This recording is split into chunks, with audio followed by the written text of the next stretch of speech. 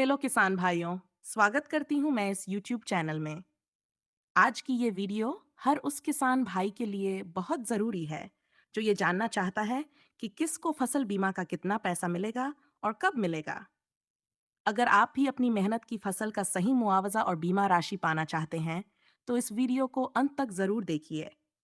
और किसान भाइयों, अगर आप इस चैनल पर नए हैं तो वीडियो को लाइक ज़रूर करें और चैनल को सब्सक्राइब कर लें ताकि ऐसी ही काम की जानकारी सबसे पहले आप तक पहुंचती रहे।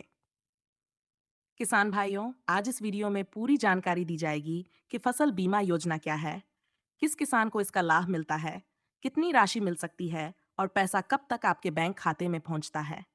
फसल बीमा योजना क्या है? किसान भाइयों, फसल बीमा योजना सरकार की एक महत्वपूर्ण योजना है जिसका उद्देश्य यह है कि अगर आपकी फसल को अतिवृष्टि, सूखा, ओलावृष्टि, बाढ़ या किसी भी प्राकृतिक आपदा से नुकसान होता है, तो उस नुकसान की भरपाई के लिए आपको आर्थिक सहायता दी जा सके। इससे किसान दोबारा खेती करने में सक्षम बनता है और परिवार पर आने वाला आर्थिक बोझ कम होता है। किन किसानों को फसल बीमा का लाभ मिलेगा? अब इस बात को ध्यान से समझिए, क्योंकि ये बहुत जरूरी है।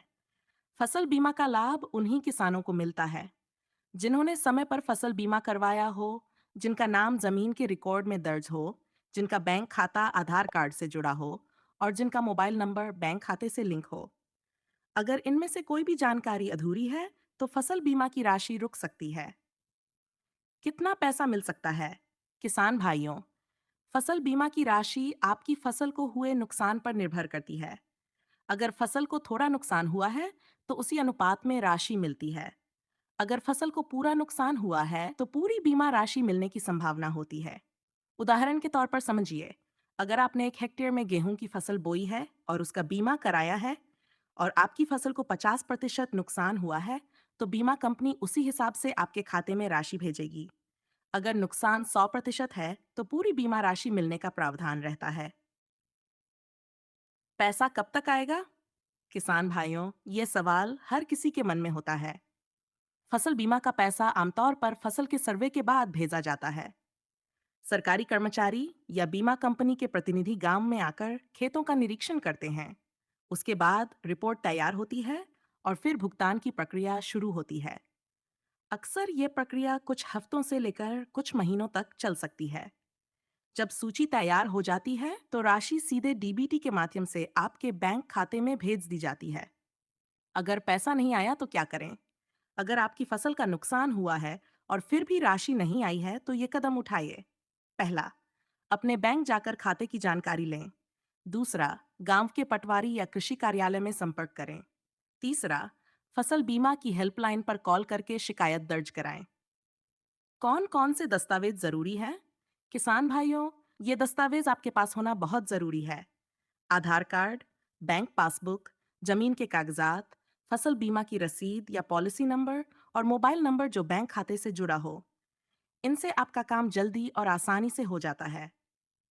किसान भाइयों, ये जानकारी सिर्फ आपके लिए ही नहीं, बल्कि आपके गांव के हर किसान के लिए जरूरी है।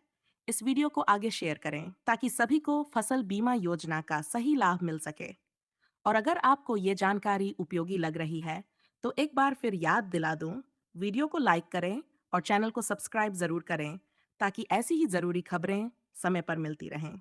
आखिरी संदेश किसान भाइयों, आपकी मेहनत से ही देश का पेट भरता है। आप खेतों में पसीना बहाते हैं, तभी हर घर तक अनाज पहुंचता है। इसलिए अपने अधिकारों के बारे में जागरूक रहिए और सरकारी योजनाओं का पूरा लाभ उठाइए। तो किसान भाइयों, आज की वीडियो में इतना ही। अगर आपके मन में कोई सवाल है तो नीचे कमेंट करके जरूर लिखें। पूरी कोशिश की जाएगी कि हर सवाल का सही जवाब दिया जा सके। धन्यवाद किसान भाइयों। मिलते हैं अगली वीडियो में एक और नई जानकारी के साथ। जय किसान, जय भारत।